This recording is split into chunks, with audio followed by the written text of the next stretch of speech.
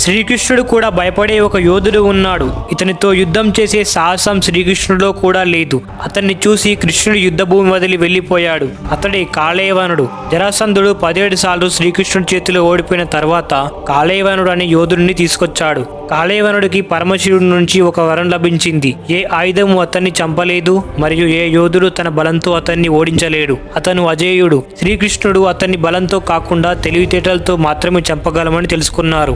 అందుకే ఆయన యుద్ధం చేయకుండా పారిపోతున్నట్లు నటించి ఒక చీకటి గుహలోకి వెళ్లి దాక్కున్నారు. అక్కడ త్రేతాయుగం నుండి ముచుకుందుడు అనే ఒక సాధువు నిద్రపోతున్నారు. ఆయనకు ఇంద్రదేవుని నుండి ఒక వరం ఉంది. ఎవరైతే ఆయన నిద్రను పాడు చేస్తారో వారు ఆయన చూపు పడగానే కాలి బూడిదైపోతారు. శ్రీకృష్ణుడు తన పైన ఉన్న వస్త్రాన్ని ఆ సాధువుపై కప్పి పక్కకు తప్పుకున్నాడు. కాళయవనుడు గుహలోకి వచ్చి నిద్రిస్తున్న ఆ సాధువుని కృష్ణుడు అనుకోని కాలితో తన్నాడు. సాధువు కళ్ళు తెరిచిన వెంటనే ఆయన చూపు పడగానే కాళయవనుడు అక్కడికక్కడే కాలి బూడిదైపోయాడు. బలం కంటే తెలివితేటలు గొప్ప అని భగవంతుడు ఇలా నిరూపించాడు. ఫ్రెండ్స్, జై శ్రీకృష్ణ అని కామెంట్ చేయండి.